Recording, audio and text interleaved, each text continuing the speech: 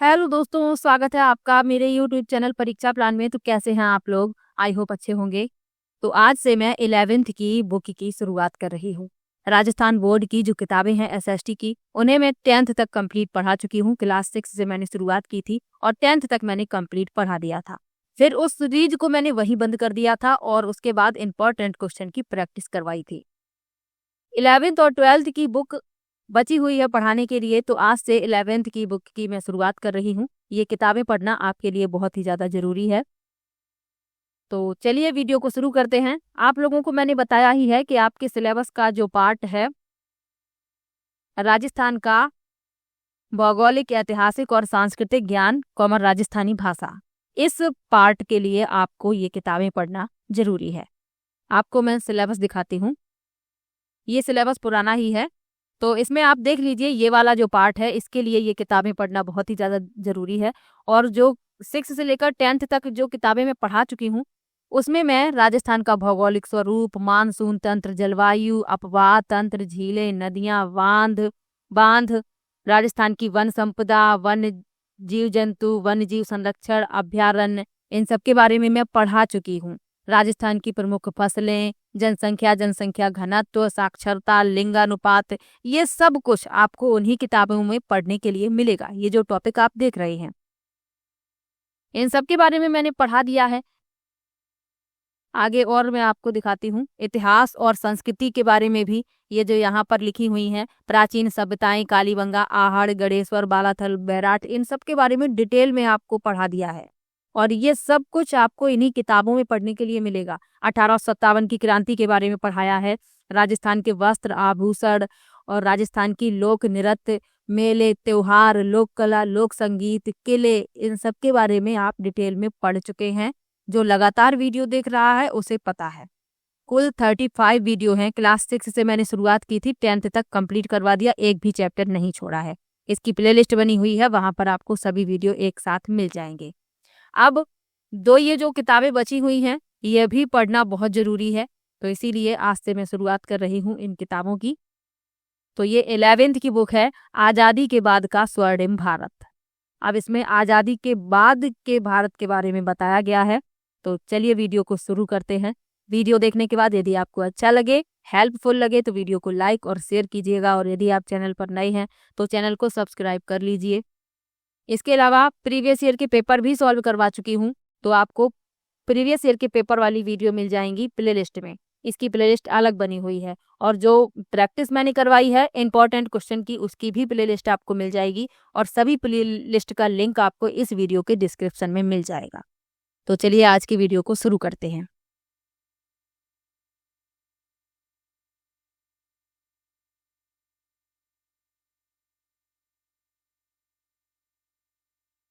यहाँ पर आप देख सकते हैं कितने चैप्टर हैं इस बुक में। इसमें कुल 5 चैप्टर हैं। और पहला चैप्टर है औपनिवेशिक भारत, सतत शोषण का काल। इसमें आपको धन का निकास, ब्रिटिश काल में कृषि पर प्रभाव और ब्रिटिश काल में हस्तशिल्प कलाओं का पतन, इनके बारे में पढ़ना है। तो चलिए अध्याय पहले को आज पढ़ेंगे और एक वीडियो में एक ही लेसन में कंप्लीट करवाऊंगी। तो चलिए शुरू करते हैं। पहला अध्याय है औपनिवेशिक भारत, सतत शोषण का काल।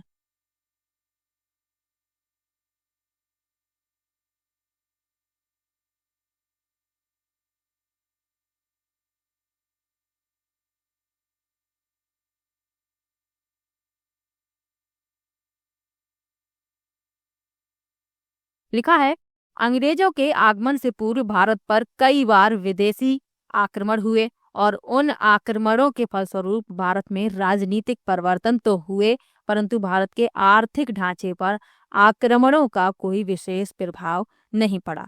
यानी कि राजनीतिक परिवर्तन तो देखे गए, लेकिन जो आर्थिक ढांचा था उस पर कोई विशेष प्रभाव नहीं पड़ा।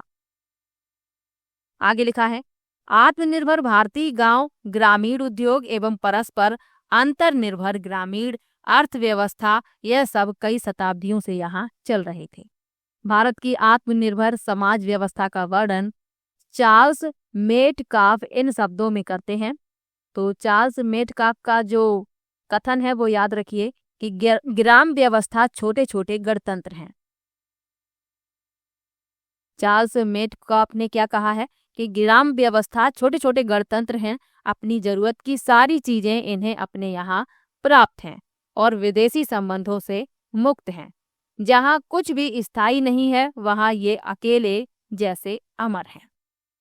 राजकुल लुढ़कते रहे, क्रांतियां होती रहीं, हिंदू, पठान, मुगल, मराठा, सिख क्रमशः मालिक बनते रहे, लेकिन ग्राम समाज यथापूर्वक बने रहे। ये कथन है मेटकॉफ का और किसके संबंध में है? ग्राम व्यवस्था के संबंध में। उन्होंने कहा कि जो ग्राम व्यवस्था है ये छोटे छोटे गणतंत्र हैं, जो चीजें जरूरत की हैं, जिनकी इन्हें आवश्यकता है वो इन्हें यहाँ पर प्राप्त हैं। ये विदेशी संबंधों से मुक्त हैं। यहाँ कुछ भी स्थायी नहीं है, वहाँ ये अकेले जैसे अमर हैं। ये कहा है मेटकॉफ ने। राजकुल लुढ़कते रहे, क्रांतियां होती रहीं, यानी कि जो राजा महाराजा थे उनके जो राजा थे, जिस राज्य के राजा थे वो बदलते रहे और देश में क्रांतियां भी होती रहीं। हिंदू, पठान, मुगल, मराठा, सिख ये क्रम से मालिक भी बनते रहे, लेकिन जो ग्राम समाज था उस पर कोई भी प्रभाव देखने के लिए नहीं मिला। वो यथापूर्वक वैसा ही बना रहा। चलिए आगे बढ़ते हैं। भारत पर अंग्रेजों की विजय इन आक्रमणों से भिन्न थी। यह विजय उस राष्ट्र द्वारा की गई थी जिसने अपने देश में जागीरदारी प्रथा को समाप्त किया था तथा एक आधुनिक मध्यम वर्ग समाज का निर्माण किया था। पूंजीवादी व्यवस्था की उन्नति और फैलाव के द्वारा ब्रिटेन ने अपने आप को एक आधुनिक राष्ट्र के रूप में संगठित कर लिया था। ये बात किसकी हो रही है? ब्रिटेन की। कि पूंजीवादी व्यवस्था की उन्नति और फैलाव के द्वारा ब्रिटेन ने अपने आप को एक आधुनिक राष्ट्र के रूप में संगठित कर लिया था, परंतु भारतीय समाज के पुरातन आर्थिक आधार को नष्ट करके उसकी जगह पूंजीवादी व्यवस्था की स्थापना किए बिना ब्रिटेन अपनी पूंजीवादी आर्थिक आवश्यकताओं के लिए औपनिवेशिक भारत का समुचित उपयोग नहीं कर सकता था। भारत पर अंग्रेजों के राजनीतिक प्रभुत्व के विस्तार की दिशा में उठाया गया प्रत्येक कदम पुरानी अर्थव्यवस्था के लिए विघटन और नए आर्थिक रूपों के उदय की दिशा में ही अगला कदम था। ये सभी कदम भारतीयों के लाभ के लिए नहीं वरन ब्रिटिश लाभ के लिए प्रतिपादित किए गए थे। तो अंग्रेजों ने राजनीतिक प्रभुत्व के विस्तार की दिशा में जो भी कार्य किया वो पुरानी अर्थव्यवस्था के लिए विघटन था और नए आर्थिक रूपों के उदय की दिशा में एक नया कदम था। लेकिन इससे भारतीयों को कोई लाभ नहीं था, बल्कि जो ब्रिटिश थे ये अपने लाभ के लिए इसे प्रतिपादित कर रहे थे। ये भारतीयों का लाभ नहीं देख रहे थे। आगे बढ़ते हैं। वस्तुतः 16वीं शताब्दी में भारत धन, वैभव एवं समृद्धि से संपन्न था। ये बात हो रही है 16वीं शताब्दी की। तब भारत धन, वैभव और समृद्धि से संपन्न था। भारत की इस समृद्धि से प्रभावित होकर यूरोप के विभिन्न देश भारत के साथ व्यापार करने के लिए उत्सुक थे। सन 1600 ईस्वी को ब्रिटिश महारानी एलिजाबेथ प्रथम ने अंग्रेज व्यापारियों की ईस्ट इंडिया कंपनी को भारत से व्यापार करने के लिए अधिकार पत्र दिया। तो ये बात है सन 1600 ईस्वी की, जब ब्रिटिश महारानी एलिजाबेथ प्रथम ने अंग्रेज व्यापारियों की जो ईस्ट इंडिया कंपनी थी उसे भारत से व्यापार करने के लिए अधिकार पत्र दिया था। 1600 ईस्वी में Dutch East India Company Bharat आई और ये आपको याद भी रखना है। सन 1664 ईस्वी में फ्रांस के सम्राट ने भारत से व्यापार करने के लिए फ्रेंच ईस्ट इंडिया कंपनी की स्थापना की। यानी सबसे पहले 1600 ईस्वी में Dutch East India Company Bharat आई, फिर 1664 में फ्रांस के जो सम्राट थे उन्होंने भारत से व्यापार करने के लिए फ्रेंच ईस्ट इंडिया कंपनी की स्थापना की। इस प्रकार अब पुर्तगाली, डच, ब्रिटिश और फ्रांसीसी कंपनियां पूर्वी देशों और विशेष रूप से भारत में अपना व्यापार बढ़ाने लगी, क्योंकि भारत उस समय समृद्ध था, बिल्कुल संपन्न देश था ये। तो इसीलिए जो कंपनियां थीं ये चाहती थीं कि ये भारत में अपना व्यापार बढ़ाएं, क्योंकि इन्हें अधिक लाभ था यहाँ पर। आगे बढ़ते हैं। कुछ समय तक तो इन व्यापारी कंपनियों का उद्देश्य भारत से व्यापार करना ही रहा, परंतु उन्होंने भारत की राजनीतिक फूट और अस्थिरता का लाभ उठाकर अपना राजनीतिक प्रभाव बढ़ाना प्रारंभ कर दिया। यानी ये व्यापार करने के लिए आई थी, लेकिन फिर इन्होंने क्या किया, अपना राजनीतिक प्रभाव बढ़ाया और जो यहाँ के लोग थे उनमें राजनीतिक फूट और अस्थिरता का लाभ उठाकर इन्होंने अपना प्रभाव बढ़ाने का प्रयास किया। सन 1757 ईस्वी के प्लासी के युद्ध में अंग्रेजों की विजय ने भारत में अंग्रेजी साम्राज्य की स्थापना का मार्ग प्रशस्त कर दिया। सन 1764 ईस्वी के बक्सर युद्ध में ईस्ट इंडिया कंपनी की सेनाओं ने मुगल सम्राट शाह आलम, बंगाल के नवाब मीर कासिम, अवध के नवाब शुजा-उद-दौला की संयुक्त सेनाओं को पराजित करके ईस्ट इंडिया कंपनी की राजनीतिक शक्ति को स्थापित कर दिया। जब अंग्रेज लगातार जीत हासिल करने लगे तो इन्होंने क्या किया, अपनी राजनीतिक सत्ता यहाँ स्थापित कर दी। आगे लिखा है, गवर्नर जनरल लॉर्ड डलहौजी के कार्यकाल तक कंपनी की प्रभुसत्ता संपूर्ण भारत में स्थापित हो चुकी थी और अब मुगल बादशाह की सत्ता केवल नाम मात्र की रह गई थी, क्योंकि जो कंपनी थी इसने अपनी संपूर्ण भारत में प्रभुसत्ता स्थापित कर ली थी और जो मुगल बादशाह थे उनकी सत्ता केवल नाम मात्र की थी, उनका कोई भी अब अधिकार नहीं रह गया था। आगे बढ़ते हैं। तत्पश्चात आगामी वर्षों में अंग्रेजों ने भारत में अपने साम्राज्य का विस्तार किया। अब जो आने वाले वर्ष थे उनमें भी अंग्रेज अपने साम्राज्य का विस्तार करते रहे। आगे बढ़ते हैं। 19वीं शताब्दी के प्रारंभ तक अंग्रेजों ने देश के व्यापार को अपने कब्जे में ले लिया। अब आप देखेंगे ये 1600 ईस्वी में सिर्फ व्यापार के इरादे से आए थे, लेकिन फिर इन्होंने क्या किया, इन्होंने अपनी सत्ता यहाँ पर स्थापित कर ली और 19वीं शताब्दी के प्रारंभ तक अंग्रेजों ने देश के व्यापार को अपने कब्जे में ले लिया। जहां ये व्यापार करने के लिए आए थे वहां इन्होंने अपना ही अधिकार कर लिया और उस व्यापार को भी अपने कब्जे में ले लिया। आगे लिखा है, इस अवधि में वे भारत से माल ले जाते और विदेशों में बेच देते। ब्रिटिश ईस्ट इंडिया कंपनी के कर्मचारी किसान एवं व्यापारियों से बलपूर्वक उनका माल उठा ले जाते थे। वे लागत मूल्य का केवल 1/4 मूल्य चुकाते थे, जबकि अपने अधिकार में लिए माल को कई गुना कीमत में बेचते थे। तो ये क्या करते थे, जो ब्रिटिश ईस्ट इंडिया कंपनी के कर्मचारी थे, किसान और व्यापारियों से जबरदस्ती उनका माल ले लेते थे और लागत मूल्य का केवल 1/4 मूल्य देते थे और यही माल ये खुद कई गुना कीमत में बेचते थे और यही तो उन्हें लाभ था, क्योंकि लागत मूल्य का केवल 1/4 ये चुकाते थे और कई गुना कीमत पर उसे बेचते थे।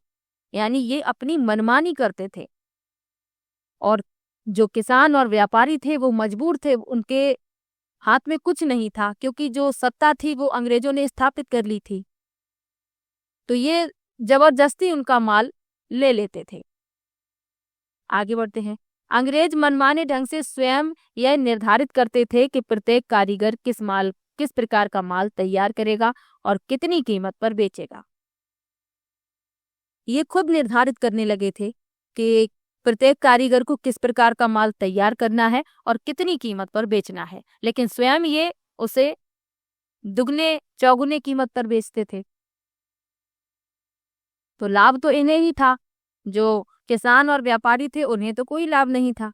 आगे लिखा है, यदि कारीगर कम दाम लेने को तैयार नहीं होता था तो उसे बांधकर और कोड़े मारकर भगा दिया जाता था। यह व्यापारिक पूंजी का काल था। अब कोई कारीगर कम पैसे लेने के लिए यदि तैयार ना हो तो ये उसे बांधकर मार लगाते थे, कोड़े मारते थे और उसे भगा देते थे। तो यहाँ के जो लोग थे वो मजबूर थे, वो कुछ नहीं कर सकते थे, ये अपनी मनमानी करते थे। आगे बढ़ते हैं। कौन मनमानी करते थे? अंग्रेजों की बात हो रही है। और यहाँ के लोग और किसान और व्यापारी मजबूर थे, उनकी मार लगाई जाती थी, उन्हें कोड़े मारे जाते थे, कोड़े मारकर भगा दिया जाता था, उनका सामान भी यानी माल भी उनसे जबरदस्ती ले लिया जाता था। आगे बढ़ते हैं। इंग्लैंड में औद्योगिक क्रांति के फलस्वरूप भारत को ब्रिटिश कारखानों के लिए कच्चे माल का निर्यातक देश बना दिया गया एवं वहां के कारखानों में निर्मित माल को भारत की मंडियों में खपाया जाने लगा। तो औद्योगिक क्रांति के फलस्वरूप क्या हुआ, भारत को ब्रिटिश कारखानों के लिए कच्चे माल का निर्यातक बना दिया गया, कच्चे माल का निर्यातक देश, और वहां से निर्मित माल को भारत की मंडियों में खपाया जाने लगा। औद्योगिक पूंजी के इस दौर में भारत में निर्मित वस्तुओं पर ब्रिटेन में भारी चुंगी वसूली जाती थी, जबकि ब्रिटिश माल जब भारत आता तो उस पर कोई चुंगी नहीं ली जाती थी। यानी कि भारत में जो वस्तुएं निर्मित थी, ब्रिटेन में जब वो पहुंचती तो उन पर चुंगी वसूली जाती थी, और जब ब्रिटिश माल भारत आता था तो कोई ऐसा कर नहीं वसूला जाता था। आगे बढ़ते हैं। परिणाम स्वरूप भारतीय उद्योग धंधे एक योजना के तहत नष्ट कर दिए गए। अब भारत ब्रिटिश माल पर निर्भर हो गया। लोहा गलाने के देसी उद्योग नष्ट कर दिए गए तथा उनके स्थान पर सस्ता आयातित लोहा व इस्पात बाजार में आने लगा। भारत को इंग्लैंड का एक उपनिवेश बना दिया गया, यानी यहाँ के जो उद्योग धंधे थे उनको नष्ट कर दिया गया पूरी तरीके से। लोहा गलाने के जो देसी उद्योग थे उन्हें नष्ट कर दिया गया, उनके स्थान पर सस्ता आयातित लोहा और इस्पात बाजार में आने लगा और भारत को इंग्लैंड का उपनिवेश बना दिया गया। आगे बढ़ते हैं। भारत का आर्थिक शोषण जितना अधिक ब्रिटिश शासनकाल में हुआ उतना मध्यकाल में नहीं हुआ, ये आप याद रखिएगा। जितना आर्थिक शोषण ब्रिटिश काल में हुआ है उतना मध्यकाल में नहीं हुआ है। आर्थिक दृष्टि से दोनों शासन कालों में कुछ भिन्नताएं थीं। अधिकांश मध्यकालीन शासकों का जन्म भारत में हुआ और वे यहाँ के निवासी थे, लेकिन ब्रिटिश शासक विदेशी थे और विदेशी ही बने रहे। मध्यकालीन शासकों द्वारा अर्जित धन देश में ही निवेश किया गया, लेकिन अंग्रेजों ने अपने अर्जित धन को अपने देश इंग्लैंड में निवेश किया। अब जो मध्यकालीन शासक थे वो तो भारत के ही निवासी थे, उनका जन्म भारत में हुआ था, वो भारत के ही निवासी थे और उनके द्वारा जो धन अर्जित किया जाता था उसका निवेश भी भारत में ही होता था। लेकिन जो ब्रिटिश शासक थे ये विदेशी थे, ये अपने धन को विदेश ले जाते थे, यानी इंग्लैंड में अपने देश ले जाते थे, क्योंकि ये वहीं के निवासी थे और उस धन का निवेश ये वहीं पर करते थे।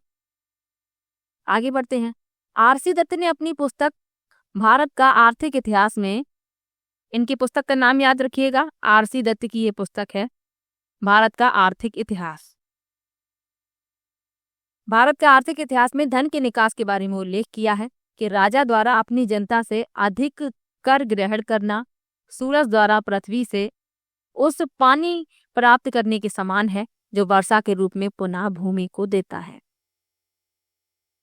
तो ये किसने कहा है? ये आरसी दत्त ने अपनी पुस्तक में लिखा है। भारत का आर्थिक इतिहास इस पुस्तक का नाम है और इसमें उन्होंने क्या लिखा है कि राजा द्वारा अपनी जनता से अधिक कर ग्रहण करना सूरज द्वारा पृथ्वी से उस पानी को प्राप्त करने के समान है जो वर्षा के रूप में पुनः भूमि को देता है। परंतु यहाँ तो सूरज पानी भारत से ग्रहण करता है तथा वर्षा केवल इंग्लैंड में करता है। उन्होंने अच्छा उदाहरण दिया है कि यहाँ जो सूरज है पानी भारत से ग्रहण करता है, लेकिन वर्षा केवल इंग्लैंड में करता है, भारत में नहीं करता। यानी कि जो लाभ हो रहा है वो केवल इंग्लैंड को हो रहा है, भारत को कोई भी लाभ नहीं है। आगे लिखा है, भारत जो मध्यकाल में एक समृद्ध राष्ट्र था उसे ब्रिटिश युग में एक निर्धन राष्ट्र बना दिया गया। तो अभी जब शुरुआत में मैंने आपको बताया तब भारत कैसा था? संपन्न था, यहाँ पर सभी सुविधाएं थीं, धन वैभव आर्थिक दृष्टि से ये संपन्न था, लेकिन फिर भारत बाद में कैसा हो गया? निर्धन, क्योंकि ब्रिटिश युग में भारत एक निर्धन राष्ट्र बना दिया गया। यह सत्य है कि मध्यकाल में कुछ विदेशी आक्रमणकारियों ने जैसे महमूद गजनवी, तैमूर, नादिर शाह आदि भारत से धन संपदा लूटकर ले गए, परंतु देशवासियों ने उनके जाने के बाद अपने परिश्रम और लगन से देश की आर्थिक स्थिति को ठीक कर लिया था। लेकिन ब्रिटिश शासकों ने ऐसी आर्थिक नीतियां अपनाई जिससे भारतीय अर्थव्यवस्था दिनों दिन जर्जर होती चली गई। तो यहाँ पर विदेशी आक्रमणकारी भी आए जैसे महमूद गजनवी, तैमूर, नादिर शाह। लेकिन ये धन संपदा लूट कर चले गए। फिर बाद में देशवासियों ने अपने परिश्रम और त्याग से देश की आर्थिक स्थिति को सुधार लिया। लेकिन ब्रिटिश शासकों ने क्या किया? ऐसी आर्थिक नीतियां अपनाई जिससे अर्थव्यवस्था बिल्कुल ही जर्जर हो गई। आगे बढ़ते हैं।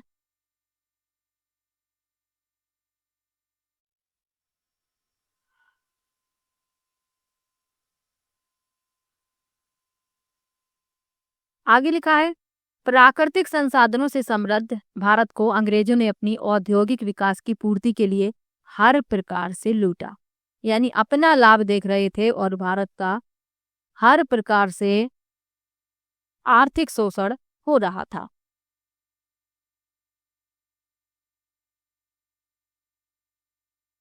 बंगाल में दीवानी प्राप्त करने से पूर्व ईस्ट इंडिया कंपनी का व्यापार एक तरफा था।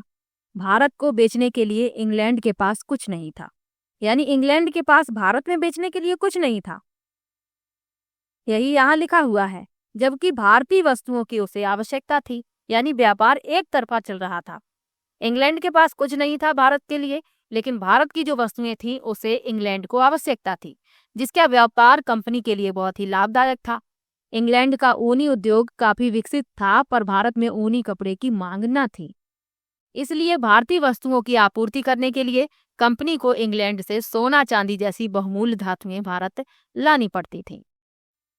क्योंकि इंग्लैंड में ऊनी उद्योग विकसित था, लेकिन ऊनी कपड़ों की भारत में मांग ही नहीं थी। तो इसीलिए भारतीय वस्तुओं की आपूर्ति करने के लिए इंग्लैंड ने सोना और चांदी जैसी बहुमूल्य धातुएं भारत भेजी। पहले इन धातुओं का इंग्लैंड के कुल निर्यात में बहुत अधिक हिस्सा था, परंतु सन 1757 ईस्वी के बाद यह तेजी से घटने लगा, क्योंकि कंपनी का बंगाल के राजस्व पर नियंत्रण हो गया। यहाँ से भारत की लूट प्रारंभ हुई, जो सन 1947 तक निरंतर चलती रही। यानी तब तक चली जब तक भारत आजाद नहीं हो गया। आगे बढ़ते हैं। लिखा है, धन का निकास।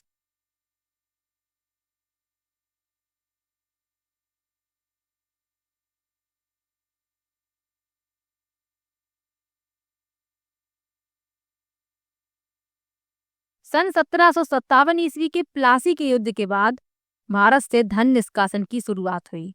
ये आप याद रखिएगा, प्लासी के युद्ध के बाद हुई है धन निष्कासन की शुरुआत। धन निष्कासन का तात्पर्य ऐसे धन से है जो भारत से इंग्लैंड को वेतन, भत्तों, पेंशन, कर्जों पर ब्याज, भारत में लगी ब्रिटिश पूंजी की कमाई के रूप में इंग्लैंड भेजा जाता था। तो धन निष्कासन का तात्पर्य क्या बताया गया है, इसे याद रखिएगा।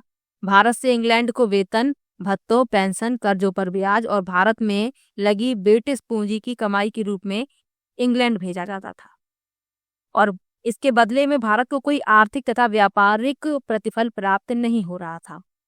ऐसे धन को तत्कालीन भारतीय राष्ट्रीय नेताओं ने धन की निकासी कहा। वाणिज्यवाद विचारधारा के अनुसार आर्थिक निकास उस समय होता है जब किसी देश से प्रतिकूल व्यापार संतुलन के फलस्वरूप सोना और चांदी का निकास किसी दूसरे देश में होता है। प्लासी के युद्ध के बाद भारत की यही स्थिति बन गई। इंग्लैंड का भारतीय अर्थव्यवस्था पर एकाधिकार हो गया तथा भारतीय धन का इंग्लैंड की ओर अविरल प्रवाह होने लगा। जब अर्थव्यवस्था का पर एकाधिकार हो गया तो भारतीय धन इंग्लैंड की ओर जाता रहा, क्योंकि अर्थव्यवस्था पर ही इंग्लैंड का एकाधिकार था। आगे बढ़ते हैं। सर्वप्रथम दादा भाई नौरोजी ने अपनी पुस्तक poverty and un British rule in India में धन निष्कासन के सिद्धांत का प्रतिपादन किया, और ये पुस्तक इनकी बहुत ही ज्यादा महत्वपूर्ण है। कई परीक्षाओं में इस पुस्तक के लेखक पूछ लिए जाते हैं कि ये पुस्तक किसके द्वारा लिखी गई है, या इस तरीके से पूछ लिया जाता है कि दादा भाई नौरोजी की पुस्तक का नाम बताइए। तो आपको दोनों ही बातें याद रखनी है। Poverty and un British rule in India, इसके लेखक हैं दादा भाई नौरोजी। और यदि पुस्तक पूछ ली जाए कि दादा भाई नौरोजी की पुस्तक क्या है, तो पुस्तक का नाम याद रखिए। दोनों ही बातें याद रखिए, प्रश्न गलत नहीं होना चाहिए, चाहे कैसे भी पूछा जाए। आगे बढ़ते हैं। दादा भाई नौरोजी ने यह स्पष्ट किया कि तत्कालीन भारतीय गरीबी का प्रमुख कारण धन निष्कासन है, क्योंकि जो अधिशेष होता है वह इंग्लैंड में भेज दिया जाता है। इसे भारत में निवेश नहीं किया जाता। आय का अतिरिक्त भाग जो अधिक उत्पादन के लिए लगाया जाता है वही नए रोजगार पैदा करता है, परंतु अतिरिक्त आय की लगातार निकासी के कारण भारत में रोजगार सृजन नहीं हो रहा है। तो दादा भाई नौरोजी ने अपनी पुस्तक में क्या स्पष्ट किया कि जो तत्कालीन भारतीय गरीबी है उसका प्रमुख कारण धन निष्कासन है, क्योंकि जो अधिशेष होता है वह इंग्लैंड में भेज दिया जाता है। यदि उसका निवेश भारत में किया जाए तो नए रोजगार पैदा हों, लेकिन इसे इंग्लैंड भेज दिया जाता है। आय का अतिरिक्त भाग जो अधिक उत्पादन के लिए लगाया जाता है वही नई रोजगार पैदा करता है, लेकिन अतिरिक्त आय की लगातार निकासी हो रही है और इसीलिए भारत में रोजगार सृजन नहीं हो रहा है। उन्होंने कहा कि भारतीय धन और पूंजी का एक बड़ा भाग या तो देश के बाहर भेज दिया जाता है या उसका एक पक्षी ढंग से कर्जों के ब्याज, भारत में लगी ब्रिटिश पूंजी की कमाई और यहाँ पर सेवा करने वाले सैनिक या नागरिक अधिकारियों के वेतन और पेंशन के रूप में निर्यात कर दिया जाता है। उन दिनों यह दावा किया जाता था कि ब्रिटिश शासन ने भारत को जान माल की सुरक्षा का लाभ दिया। इस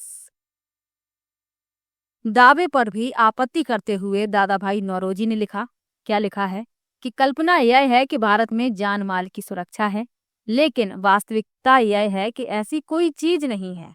यानी कि ब्रिटिश शासन ने भारत को जान माल की सुरक्षा का हवाला दिया था, लेकिन ऐसा वास्तव में बिल्कुल नहीं था। आगे लिखा है, जान और माल की सुरक्षा का अर्थ, सुरक्षा एक अर्थ में या एक तरह से यूं कहें कि लोग आपस की या देसी निरंकुश राजाओं की हिंसा से सुरक्षित हैं, लेकिन इंग्लैंड की जकड़न कुछ ऐसी है कि संपत्ति की सुरक्षा बिल्कुल नहीं है और परिणाम स्वरूप जान की सुरक्षा भी नहीं है। यानी कि जो जान और माल की सुरक्षा का हवाला दिया गया, इसका अर्थ सिर्फ इतना है कि जो देसी और निरंकुश राजा हैं उनकी हिंसा से जनता को सुरक्षा दी गई है, लेकिन इंग्लैंड कुछ इस तरीके से जकड़ चुका है कि ना तो उसमें संपत्ति की सुरक्षा है और ना ही जान की सुरक्षा। आगे बढ़ते हैं। भारत की संपत्ति सुरक्षित नहीं है। उसकी संपत्ति को आजकल की दर से 3 या 4 करोड़ पौंड सालाना हजम कर रहा है। अतः मैं विनम्रता के साथ यह कहने का साहस करता हूँ कि भारत जान और माल की सुरक्षा का सुख नहीं भोग रहा। भारत में लाखों लोगों के लिए जीवन का अर्थ है आधा पेट भोजन, भुखमरी, अकाल और बीमारी। और बिल्कुल सत्य यहाँ पर इन्होंने लिखा हुआ है, दादा भाई नौरोजी ने वास्तविकता प्रकट की है। आगे लिखा है, यही सिद्धांत आगे चलकर राष्ट्रीय आंदोलन में जन जागृति का कारण बने। नौरोजी के अनुसार सन 1867-68 ईस्वी में भारत की प्रति व्यक्ति आय 20 रुपए थी, जबकि जीवन निर्वाह हेतु न्यूनतम 34 रुपए वार्षिक की आवश्यकता थी। यानी प्रति व्यक्ति आय कितनी थी? 20 रुपए, लेकिन जीवन निर्वाह के लिए आवश्यकता थी 34 रुपए की। आश्चर्य की बात यह थी कि सरकारी आंकड़े बताते हैं कि सन 1867-68 ईस्वी में भारत की कारागृहों में बंद कैदियों पर किया गया व्यय 21 रुपए से लेकर 53 रुपए तक था। अतः इससे स्पष्ट होता है कि भारत के आम आदमी के लिए जीवन निर्वाह की स्थिति ब्रिटिश काल में विकट थी। तो इसीलिए भुखमरी थी, गरीबी थी, लोगों को भरपेट भोजन नहीं मिलता था। चलिए आगे बढ़ते हैं। लिखा है, नौरोजी के अनुसार धन निष्कासन की निम्नलिखित पद्धतियां थीं। जो पद्धतियां थीं धन निष्कासन की वह बताई गई हैं, और ये जो आप इन किताबों में पढ़ेंगे ये एसएसटी के लिए भी आवश्यक है। जिनका लेवल 2 में एसएसटी सब्जेक्ट रहने वाला है, ये उनके लिए भी जरूरी है पढ़ना, तो आपका दोनों में काम आएगा। चलिए दादा भाई नौरोजी के अनुसार जो धन निष्कासन की पद्धतियां थी पढ़ लेते हैं। सबसे पहले लिखा है गृह व्यय। गृह व्यय में उन व्ययों को शामिल किया जाता था जो भारत सचिव तथा उससे संबद्ध व्यय होते थे। इसमें ईस्ट इंडिया कंपनी के भागीदारों का लाभांश, विदेशों में लिए गए सार्वजनिक ऋण, सैनिक और असैनिक व्यय तथा इंग्लैंड के भंडार में खरीद सम्मिलित थे। यह व्यय सन 1857 ईस्वी के उपरांत बहुत अधिक बढ़ गया था। सन 1897 से 1901 ईस्वी के बीच 24% हो गया तथा सन 1920 से 21 ईस्वी में यह और अधिक बढ़कर केंद्र सरकार के समस्त राजस्व का 40% हो गया। तो बढ़ोतरी हुई है 1920-21 में। चलिए आगे बढ़ते हैं। दूसरा कारण दिया है, यानी दूसरी पद्धति है विदेशी पूंजी निवेश पर दिया जाने वाला ब्याज। भारतीय राष्ट्रीय आय से यह एक दूसरा महत्वपूर्ण धन का निकास था। इसके तहत व्यक्तिगत विदेशी पूंजी निवेश पर ब्याज और लाभ दिया जाता था। यानी कि जो विदेशी व्यक्ति थे ये निवेश करते थे, उस पर ब्याज और लाभ दिया जाता था। यहाँ क्या लिखा हुआ है कि इसके तहत व्यक्तिगत विदेशी पूंजी निवेश पर लाभ और ब्याज दिया जाता था। सन 1900 ईस्वी के बाद भारत में ब्रिटिश लोगों ने निजी क्षेत्र में बहुत अधिक पूंजी का विनिवेश किया, क्योंकि उन्हें ब्याज भी मिल रहा था, लाभ भी मिल रहा था विदेशी पूंजी निवेश पर। तो इसीलिए उन्होंने क्या किया, भारत में निजी क्षेत्र में बहुत पूंजी का निवेश किया। इस पूंजी पर उन्हें ब्याज तथा लाभ प्राप्त होता था। धन निकासी का दूसरा महत्वपूर्ण यह स्रोत था। चलिए अगली पद्धति क्या बताई है, विदेशी बैंक, बीमा एवं नौवहन कंपनियां। विदेशी बैंक, बीमा, नौवहन कंपनियों ने भारत से करोड़ों रुपयों का लाभ कमाया। इन कंपनियों ने भारतीय देसी कंपनियों को देश में नहीं पनपने दिया तथा इन्होंने अपने लाभ को भारत में निवेश न करके अपने देश इंग्लैंड में निवेश किया। तो जो विदेशी बैंक, बीमा, नौवहन कंपनियां थीं, इन्होंने भारत से बहुत लाभ प्राप्त किया। जो देसी कंपनियां थीं उन्हें पनपने ही नहीं दिया और पूरा लाभ इन्होंने उठाया। और निवेश कहाँ किया, निवेश भारत में ना करके अपने देश इंग्लैंड में किया। यह धन निकासी का तीसरा महत्वपूर्ण स्रोत था। अब यहाँ पर भारत में आर्थिक निकासी लिखी हुई है, वर्ष दिया गया है और वार्षिक औसत लाख पौंड में लिखा हुआ है। इस सारणी में आप लोग देख सकते हैं। आगे बढ़ते हैं। हमारी प्रणाली एक ऐसे स्पंज के रूप में काम करती है जो गंगा के किनारों से प्रत्येक अच्छी वस्तु ले लेती है, फिर टेम्स के किनारे पर छोड़ देती है। ये किसने कहा है, जॉन सुलिवन ने। आगे बढ़ते हैं। लिखा है धन निकासी का आर्थिक प्रभाव। नौरोजी ने धन निकासी को अनिष्टों का अनिष्ट संज्ञा दी तथा इसे भारत की गरीबी का मुख्य कारण बताया। उन्होंने कहा कि इस धन के निकास के कारण देश में पूंजी संगठित नहीं हो रही है, जिससे देश के औद्योगिक विकास की गति बहुत धीमी हो गई है। भारतीय धन के ब्रिटेन में जाने से इंग्लैंड में औद्योगिक विकास के साधन और गति बढ़ गई है। इसका दूसरा घिनौना पक्ष यह भी है कि यही धन पुनः भारत में पूंजी के रूप में निवेश कर दिया जाता था और इस प्रकार भारत का शोषण निरंतर बढ़ता जा रहा था। नौरोजी ने एक बार कहा था कि भारत का धन बाहर जाता है और फिर वही धन भारत में ऋण के रूप में वापस आ जाता है। यानी धन भारत का ही है, पहले भारत से बाहर जाता है और फिर वही धन ऋण के रूप में वापस आता है और इस ऋण के लिए और अधिक ब्याज देना पड़ता है। एक प्रकार यह ऋण एक दुष्चक्र सा बन गया है। यही दुष्चक्र भारत की गरीबी का कारण है। इस धन निकास से भारत में रोजगार तथा आय की संभावनाओं पर अत्यधिक प्रतिकूल प्रभाव पड़ा है। अतः भारत में इस धन निकासी के कारण गरीबी एवं बेरोजगारी बढ़ती जा रही थी। यानी कि गरीबी और बेरोजगारी का प्रमुख कारण धन निकासी ही था। आगे लिखा है ब्रिटिश काल में भारतीय परंपरागत उद्योगों का पतन। तो ब्रिटिश काल में भारत के जो परंपरागत उद्योग थे उनका पतन कैसे हुआ, इसके बारे में बताया जा रहा है।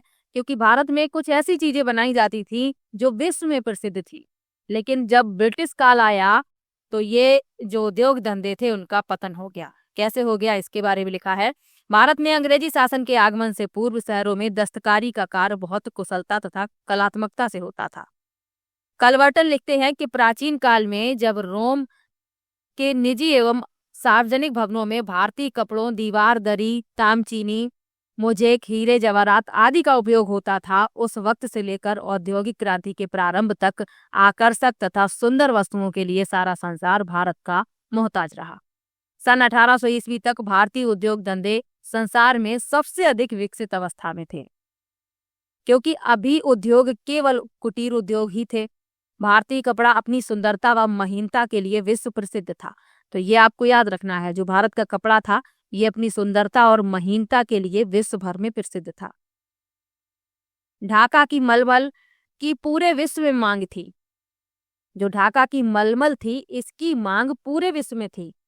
13वीं, 14वीं तथा 15वीं शताब्दियों में धातु कर्म, प्रस्तर शिल्प, नील, कागज, रंगाई, शीशे की चीजों का निर्माण, मनका, बेशकीमती पत्थरों पर की गई कारीगरी, सोने के तारों तथा कसीदाकारी जैसे अनेक कार्य विकास के चरम पर थे। लेकिन सन 1800 ईस्वी के बाद देश में आश्चर्यजनक परिवर्तन हुआ। औद्योगिक क्रांति के फलस्वरूप विदेशों के आधुनिक कारखानों में उत्पादन अत्यधिक बढ़ने लगा। इंग्लैंड की औद्योगिक क्रांति के कारण भारत में इंग्लैंड के कारखानों में बने माल की बाढ़ आ गई, जिससे न केवल देसी कुटीर उद्योगों का पतन होने लगा बल्कि उनके देसी व विदेशी बाजार में गिरावट आ गई। यानी कि इंग्लैंड की औद्योगिक क्रांति के कारण भारत में क्या हुआ, इंग्लैंड के कारखानों में जो माल बन रहा था वो आने लगी, जिससे केवल देसी कुटीर उद्योगों का पतन होने लगा। न केवल देसी कुटीर उद्योगों का पतन हुआ बल्कि उनके जो देसी और विदेशी बाजार थे उनमें गिरावट आ गई। इस घटना को इतिहास में अनौद्योगीकरण कहा जाता है, जिससे भारतीय परंपरागत उद्योगों का पतन हो गया तथा भारतीय अर्थव्यवस्था पर इंग्लैंड का नियंत्रण सुदृढ़ होता गया। चलिए आगे बढ़ते हैं। लिखा है ब्रिटिश काल से पूर्व भारत में विभिन्न प्रकार के उद्योग। तो ब्रिटिश काल से पूर्व भारत में कौन कौन से उद्योग धंधे थे, इसके बारे में लिखा है। धंधे फल फूल रहे थे, जैसे ग्रामीण उद्योग, कृषि आधारित उद्योग, कलात्मक ग्रामीण उद्योग एवं नगरीय कुटीर उद्योग आदि। ईस्ट इंडिया कंपनी का एकमात्र उद्देश्य भारत से कच्चे माल का इंग्लैंड में निर्यात करना तथा ब्रिटेन के कारखानों में निर्मित माल को भारतीय बाजारों में बेचकर अधिकाधिक लाभ कमाना था। यानी कि जो ईस्ट इंडिया कंपनी थी उसका मुख्य उद्देश्य क्या था, भारत से कच्चा माल इंग्लैंड में भेजा जाता था और वहां के कारखानों में जो माल था उससे वस्तुएं बनाई जाती थी और वो भारत में अधिक दाम पर बेची जाती थी। यानी कच्चा माल भारत का ही था और वहां पर जो वस्तुएं निर्मित होती थी उन्हें अधिक दाम में भारत को बेचा जाता था। कंपनी जब यहाँ आई तो भारत में निर्मित कपड़ा व अन्य माल बेचने से इंग्लैंड में निर्मित कपड़े की बिक्री अत्यधिक कम हो गई।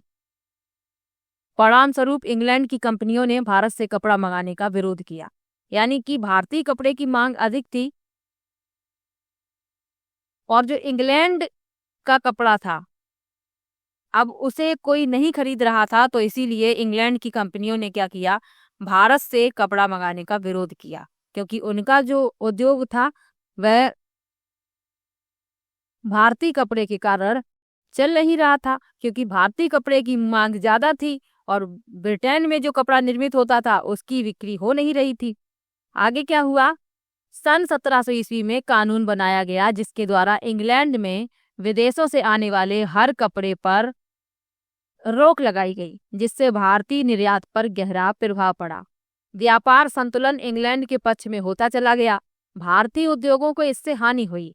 ब्रिटिश सरकार ने विभिन्न भेदभावपूर्ण कानूनों एवं नीतियों से ऐसी व्यवस्था बना ली जिससे भारतीय कच्चा माल सस्ती दरों पर इंग्लैंड को निर्यात किया जाए तथा वहां के कारखानों में निर्मित माल आयात कर भारतीय बाजारों में महंगी दरों पर बेचा जाए। यानी कच्चा माल भारत से ही जाएगा लेकिन सस्ती दर पर, और वहां से कारखानों में जो निर्मित माल आएगा वो भारत में महंगी दरों पर बेचा जाएगा। इसका एक उदाहरण है कपास। बुनकर अपने कपड़े के लिए कपास सूरत और बंबई से लेते थे। इस कच्चे माल पर अपना नियंत्रण रखने के लिए कंपनी के कर्मचारियों ने एक कंपनी खोल ली और सूरत से 25 लाख रुपए में सारी कपास खरीद ली।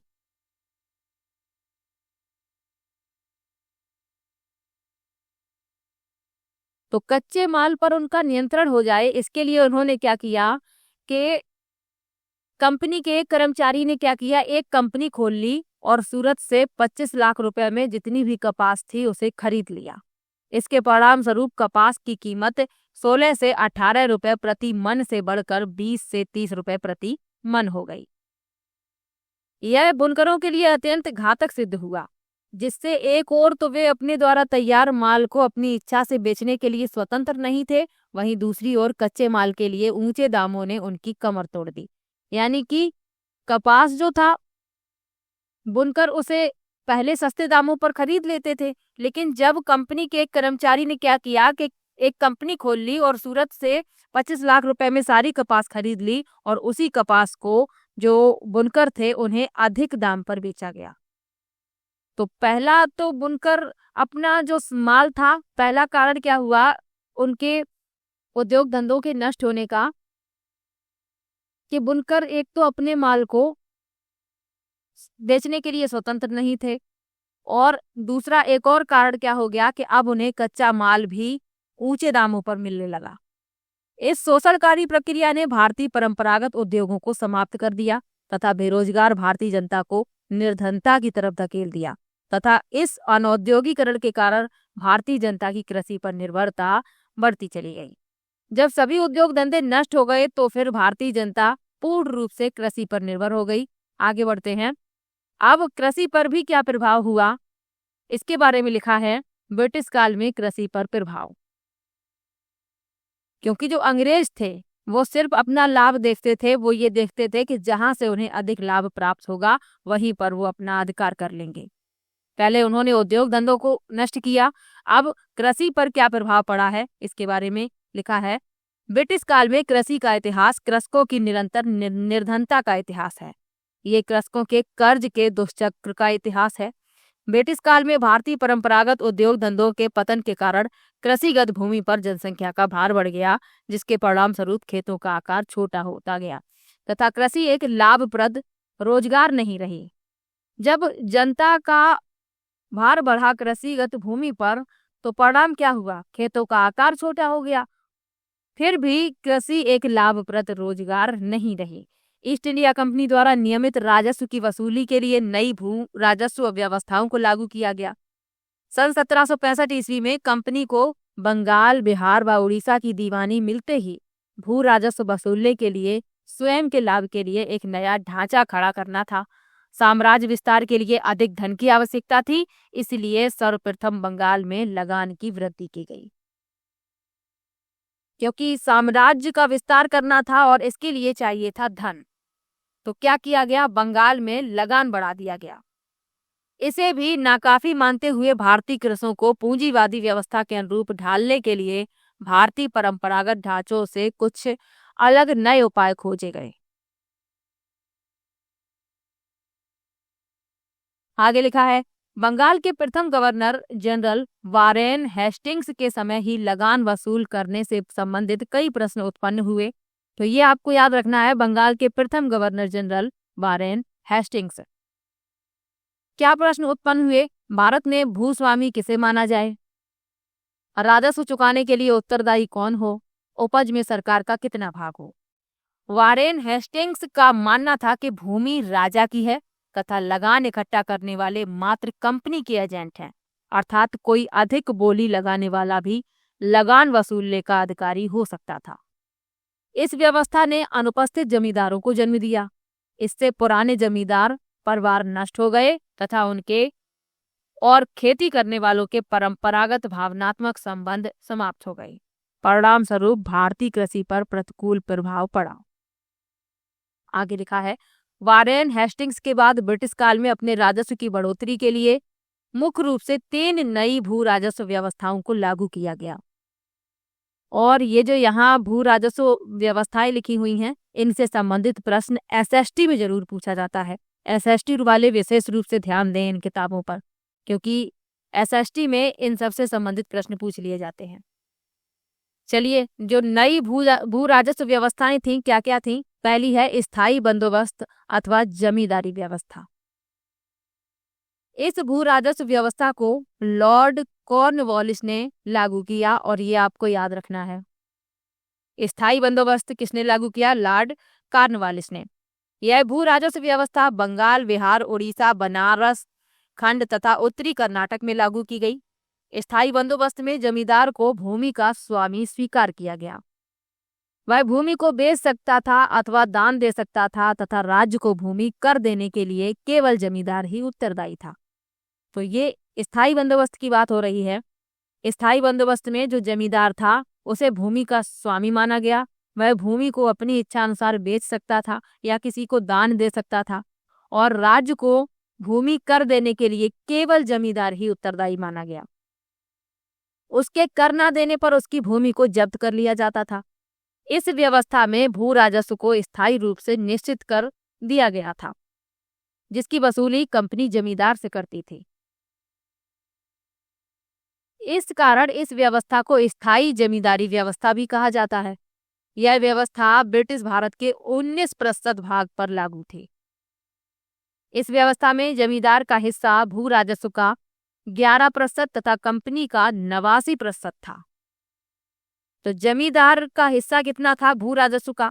11% और कंपनी का 89%। प्रारंभिक वर्षों में इतनी ऊंची राजस्व की मांग के कारण 1/3 से अधिक जमींदार बेदखल हो गए, किंतु कालांतर में अनेक तत्वों के कारण स्थितियां जमींदारों के पक्ष में हो गईं।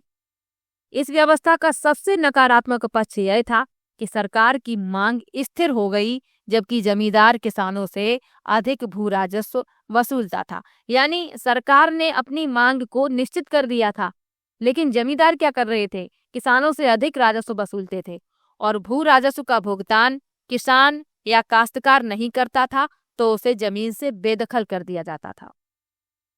तो जमींदार यदि भू राजस्व किसान और काश्तकार से नहीं ले पाता या किसी स्थिति में किसान का या काश्तकार भू राजस्व का भुगतान नहीं कर पाते तो उसे क्या किया जाता? जमीन से बेदखल। आगे बढ़ते हैं। दूसरी व्यवस्था है महलवाड़ी व्यवस्था। स्थायी बंदोबस्त के बारे में याद रखिएगा। अब महलवाड़ी पद्धति के बारे में पढ़ लीजिए। यह भू राजस्व व्यवस्था ब्रिटिश भारत के 30% भूभाग पर लागू थी और स्थायी बंदोबस्त कितने पर लागू था? 19% पर। और ये कितने पर लागू था? 30% पर। आगे लिखा है, इस भू राजस्व व्यवस्था में भूमि कर की इकाई कृषक के खेत को नहीं मानकर ग्राम अथवा महल को माना गया था। तो भूमि कर की इकाई न कृषक के खेत को माना गया बल्कि महल को माना गया। इस व्यवस्था में सामूहिक रूप से समस्त ग्राम सभा सामूहिक रूप से भूमि सामूहिक रूप से समस्त ग्राम सभा की होती थी, जिसे भागीदारों का समूह कहा जाता था। ये लोग सामूहिक रूप से भू राजस्व देने के लिए उत्तरदायी थे। तो इसमें सामूहिक रूप से लोग भू राजस्व का भुगतान करते थे और भूमि जो है सामूहिक रूप से समस्त ग्राम सभा की होती थी और इसीलिए लोग सामूहिक रूप से ही कर का भुगतान करते थे। आगे लिखा है, यदि कोई व्यक्ति भूमि छोड़ देता तो ग्राम सभा इस भूमि को संभाल लेती थी। यह भू राजस्व व्यवस्था अवध यानी उत्तर प्रदेश, मध्य प्रांत, अवध कहाँ पर? उत्तर प्रदेश में है, इसीलिए यहाँ ब्रैकेट में लिखा हुआ है। आगे लिखा है, मध्य प्रांत तथा पंजाब में लागू की गई थी और पंजाब में कुछ परिवर्तन के साथ लागू की गई थी। आगे बढ़ते हैं। आगे लिखा है, इस भू राजस्व व्यवस्था में कर की वास्तविक दर के स्थान पर संभावित दर पर कर लिया जाने लगा। यानी इसमें क्या किया जाता था? कर की जो वास्तविक दर थी उसके स्थान पर संभावित दर पर कर लिया जाने लगा, जिसके कारण क्या हुआ? किसानों की स्थिति और अधिक खराब हो गई और इस कारण इस क्षेत्र के लोगों ने सन 1857 ईस्वी के विद्रोह में भाग लिया। चलिए आगे बढ़ते हैं। तीसरी जो व्यवस्था है वह है रैयतवाड़ी भू राजस्व व्यवस्था। यह भू राजस्व व्यवस्था ब्रिटिश भारत के 51% भाग पर लागू थी और ये आप याद रखिएगा। इस भू राजस्व व्यवस्था में रैयत यानी किसान को भूमि का स्वामी स्वीकार किया गया। किसान राज्य सरकार को भूमि कर देने के लिए उत्तरदायी था। वह अपनी भूमि को बेचने, गिरवी रखने का अधिकारी था। वह अपनी भूमि से उस समय तक वंचित नहीं किया जा सकता था जब तक वह समय पर भूमि कर देता रहे। इस व्यवस्था को मद्रास प्रेसिडेंसी के 12 महल जिले में सन 1792 ईस्वी में कैप्टन रीड ने टॉमस मुनरो की सहायता से लागू किया गया। इस व्यवस्था में बंबई में ई गोल्ड स्मिथ, कैप्टन डेविडसन तथा कैप्टन विग्नेट के भू सर्वेक्षण के बाद लागू किया गया। रैयतवाड़ी व्यवस्था में अत्यधिक भूमि कर एवं उसकी अनिश्चितता मुख्य समस्या थी, जिसके कारण किसान दिनों दिन साहूकारों के चंगुल में फंसते चले गए। इसी के परिणाम स्वरूप 1875 ईस्वी में दक्कन में किसान विद्रोह हुआ। तो ये जो भू राजस्व व्यवस्थाएं हैं, तीनों के बारे में आप याद रखिएगा, इनसे संबंधित प्रश्न पूछ लिया जाता है। चलिए आगे बढ़ते हैं। आगे लिखा है, इन भू राजस्व व्यवस्थाओं के कारण निम्न दुष्परिणाम सामने आए। यानी जो ये भू राजस्व व्यवस्थाएं लागू की गई, तो ये अंग्रेजों ने अपने लाभ के लिए लागू की थी, और इसके जो दुष्परिणाम थे वो क्या थे, इसके बारे में लिखा है। क्योंकि इससे कृषकों को तो बिल्कुल भी लाभ नहीं हुआ, बल्कि उनकी स्थिति और अधिक खराब हो गई थी। तो लिखा है, कृषि का व्यवसायीकरण। पहली समस्या, पहला जो दुष्परिणाम सामने आया वह है कृषि का व्यवसायीकरण। लिखा है, 1900 ईस्वी के बाद भारतीय कृषि में एक और परिवर्तन हुआ, वह था कृषि का व्यवसायीकरण। इस समय तक कृषि एक जीवन यापन का माध्यम थी, ना कि व्यापारिक उद्देश्य। लेकिन अब कृषि पर व्यापारिक प्रभाव आने लगा। कुछ विशेष फसलों का उत्पादन ग्रामीण एवं आम जन के उपभोग के लिए नहीं, अपितु राष्ट्रीय या अंतर्राष्ट्रीय मंडियों के लिए होने लगा।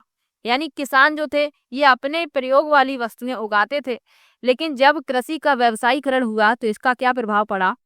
जो यहाँ पर फसलें उगाई जाती थी वह राष्ट्रीय या अंतर्राष्ट्रीय मंडियों के लिए थी। आगे लिखा है, चाय, रबड़, कपास, पटसन, मूंगफली, गन्ना, तंबाकू जैसी व्यावसायिक फसलें अब अनाज के स्थान पर अधिक लाभदायक सिद्ध होने लगी।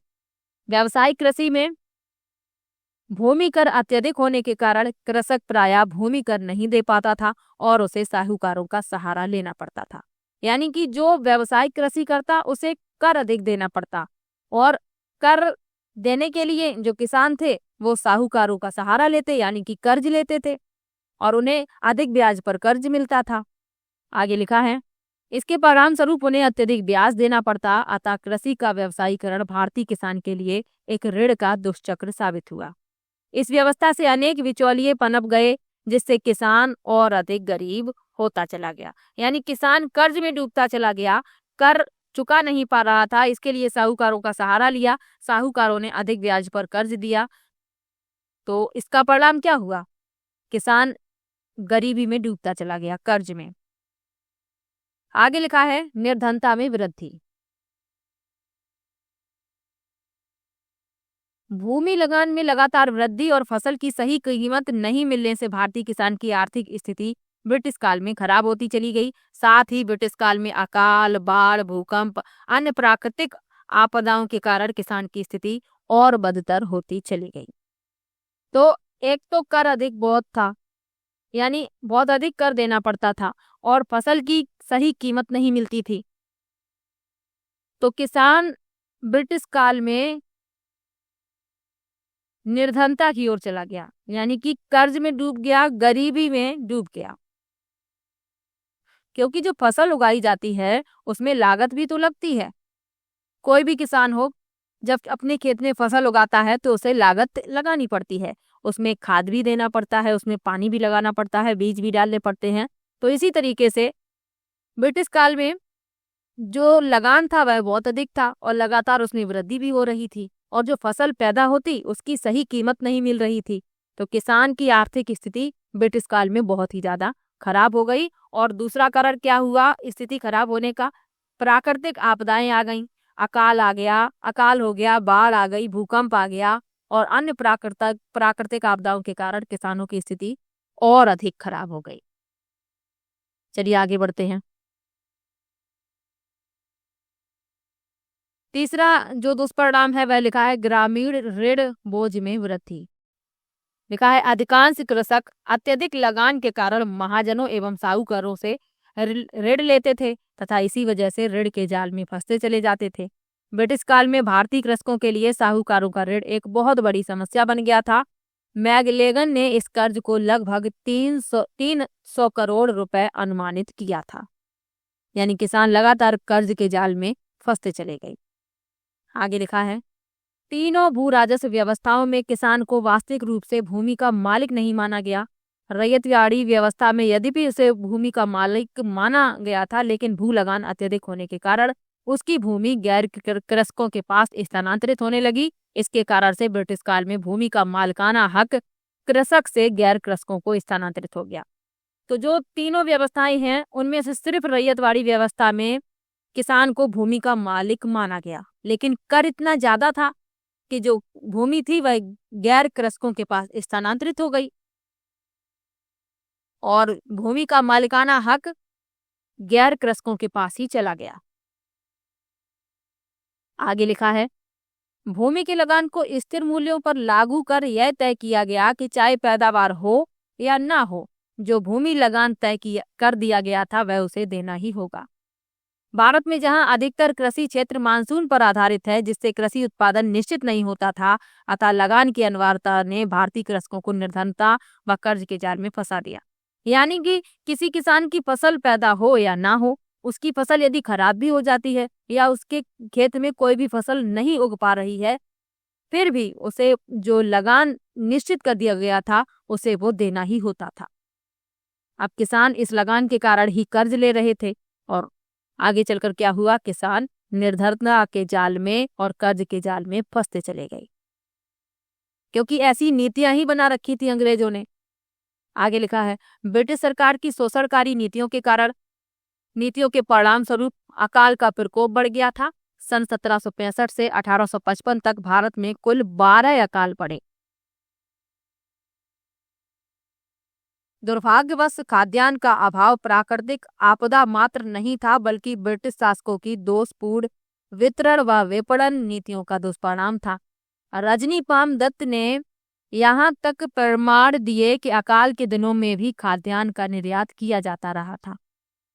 यानी कि अकाल भारत में हुआ था, खाद्यान्न की आवश्यकता यहाँ थी, लेकिन फिर भी निर्यात बराबर हो रहा था भारत से दूसरे देश में। आगे लिखा है, क्योंकि यहाँ की जनता की परवाह अंग्रेजों को नहीं थी। आगे लिखा है, बार बार के अकालों ने मानव मृत्यु दर में तो वृद्धि की ही, साथ ही पशु संपत्ति को भी चारे की कमी ने काफी नुकसान पहुंचाया। इस प्रकार मानव संसाधनों तथा पशु संपत्ति पर अकाल का बहुत विपरीत प्रभाव पड़ा। अब लिखा है, ब्रिटिश काल में हस्तशिल्प कलाओं का पतन। लिखा है, 19वीं सदी के दौरान भारतीय हस्तकला एवं शिल्प उद्योग का बहुत तेजी से पतन हुआ। इसका प्रमुख कारण भारत में मुक्त ब्रिटिश व्यापार का प्रारंभ होना था। इसके कारण ब्रिटेन से सस्ती औद्योगिक वस्तुओं का भारत में आयात बढ़ गया। इसके साथ ही भारत में निर्मित वस्तुओं पर ब्रिटेन में भारी आयात शुल्क लगाया गया, जिससे भारतीय वस्तुएं इंग्लैंड में महंगी हो गईं तथा कारखानों में निर्मित वस्तुओं से प्रतिस्पर्धा में टिक नहीं पाईं। भारत में हस्तशिल्पकारों का संरक्षण देसी राजाओं, जमींदारों तथा सामंतों द्वारा किया जा रहा था, क्योंकि यही वर्ग इनके द्वारा निर्मित वस्तुओं का उपभोक्ता था। जैसे जैसे ब्रिटिश शासन का भारत में विस्तार हुआ, वैसे वैसे यह वर्ग समाप्त होता चला गया, क्योंकि जो हस्तशिल्पकार थे उन्हें संरक्षण किनसे मिल रहा था? देसी राजाओं, जमींदारों और सामंतों से, और यही वर्ग इन वस्तुओं का उपयोग करता था। लेकिन जब ब्रिटिश शासन का विस्तार हुआ, तो जब ये वर्ग ही समाप्त हो गया, तो हस्तशिल्पकारों को संरक्षण कौन देता? और आगे यही हुआ, इसीलिए इन कलाओं का पतन हुआ। लिखा है, अतः हस्तशिल्पकारों को संरक्षण तथा उनके द्वारा निर्मित वस्तुओं का बाजार समाप्त हो गया। इस स्थिति में शिल्पियों, कारीगरों, बुनकरों तथा अन्य हस्तशिल्प में संलग्न लोगों के सामने खेती करने के सिवा कोई विकल्प नहीं रहा। भारत में कृषि तथा उद्योग का जो संतुलन था वह नष्ट हो गया। सन 1892 ईस्वी से सन 1921 तक कृषि पर निर्भर होने वाली जनसंख्या 61% से बढ़कर 73% हो गई। इसी प्रकार भारतीय हस्तशिल्पी वर्ग ने आधुनिक सर्वहारा वर्ग का रूप धारण कर लिया तथा इससे भूमि मजदूर वर्ग, औद्योगिक श्रमिक, किराएदार तथा कृषक वर्ग में एकाकीपन की भावना पैदा हो गई। वे सब एक जैसी समस्याओं से पीड़ित हो गए। ऐसी स्थिति ब्रिटिश काल से पूर्व कभी नहीं थी। तो भारत की जो स्थिति खराब की है वो अंग्रेजों ने ही तो की है। ऐसी स्थिति पहले नहीं थी जिस समस्या से अब जनता जूझ रही थी। उनके सामने कोई विकल्प ही नहीं बचा था। उनके खुद के जो उद्योग धंधे थे वो नष्ट हो गए थे। कृषि पर कर इतना ज्यादा था, किसान कर्ज में डूब गया था। यानी कि चारों तरफ से रास्ते बंद हो गए थे जनता के लिए। और अकाल भी हो गया, प्राकृतिक आपदाएं भी हो गईं। तो इसके कारण कई लोग इसमें अकाल में मारे गए, यानी कि उनकी मृत्यु हो गई। मृत्यु में इजाफा हुआ अकाल में। चलिए आगे पढ़ते हैं। लिखा है 19वीं सदी के उत्तरार्ध में भारत में कुछ आधुनिक उद्योगों का विकास होने लगा, परंतु रोजगार या उत्पादन की दृष्टि से विकसित देशों के मुकाबले नगण्य ही थी। भारतीय औद्योगिक विकास 19वीं सदी के दौरान मूलतः कपास, जूट उद्योग एवं चाय बागानों तक सीमित था। बाद में सन 1930 ईस्वी के दौरान भी यह चीनी, सीमेंट तथा कागज उद्योग तक पहुंच गया। सन 1907 ईस्वी में जमशेदजी टाटा ने लोहा एवं इस्पात उद्योग का शुभारंभ किया। तो 19वीं सदी के दौरान औद्योगिक विकास मूलतः कपास, जूट उद्योग और चाय बागानों तक सीमित था। और 1930 के दौरान क्या हुआ, चीनी, सीमेंट और कागज उद्योग तक पहुंच गया। और 1907 ईस्वी में जमशेदजी टाटा ने लोहा एवं इस्पात उद्योग का शुभारंभ किया था। तो ये भी याद रखिएगा। चलिए आगे बढ़ते हैं। इस प्रकार औपनिवेशिक काल में आम जनता के लिए कल्याणकारी कार्यों को नजरअंदाज कर ब्रिटिश सरकार ने अपने फायदे के लिए भारतीय अर्थव्यवस्था का भरपूर दोहन किया। उपनिवेशवाद ने अपने लाभ के लिए भारतीय अर्थव्यवस्था को विश्व अर्थव्यवस्था से जोड़ दिया। यह संबंध मूल रूप से असमानता के सिद्धांत पर आधारित था। 18वीं सदी के अंतिम दशकों में ब्रिटिश सरकार ने अनेक भेदभावपूर्ण नीतियां अपनाकर भारतीय अर्थव्यवस्था को पूर्ण रूप से ब्रिटिश अर्थव्यवस्था के अधीन कर दिया। इससे भारत की स्थिति यह बन गई कि वह कच्चे माल का निर्यातक तथा निर्मित माल का आयातक देश बन गया। यानी कच्चे माल को भारत से बाहर भेजा जाने लगा और उसी कच्चे माल से निर्मित वस्तुओं को भारत में मंगाया जाने लगा अधिक कीमत पर। आगे लिखा है 200 वर्षों के औपनिवेशिक शासन के पश्चात जब भारत आजाद हुआ तब तत्कालीन भारतीय राजनेताओं, प्रशासकों एवं नीति निर्माताओं के लिए इन चुनौतियों से निजात पाना अत्यंत चुनौतीपूर्ण रहा होगा। यह कल्पना की जा सकती है कि समस्त चुनौतियों के बीच चुनी गई लोकतांत्रिक सरकारों ने लगभग हर क्षेत्र में आधारभूत संरचना के विकास के लिए ऐसी योजनाएं तैयार की जिससे वर्तमान विकसित भारत का निर्माण संभव हो सका। तो लेसन होता है यहीं पर समाप्त। आप लोगों ने भारत की स्थिति जानी है कि किस प्रकार से स्थिति अच्छी से खराब हुई है। भारत बहुत अच्छी स्थिति में था, लेकिन जब ब्रिटिश शासन आया तो भारत की स्थिति बहुत खराब हो गई। और किस तरीके से उन्होंने अपना लाभ लिया है ये भी आपने इस लेसन में जाना है।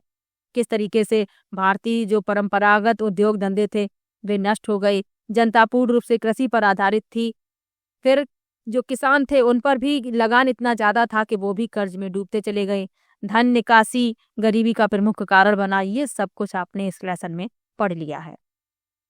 यहाँ ये प्रश्न दिए गए हैं, इनके उत्तर आप लोग कमेंट में बताएंगे और वीडियो कैसा लगा ये भी कमेंट में जरूर बताएंगे।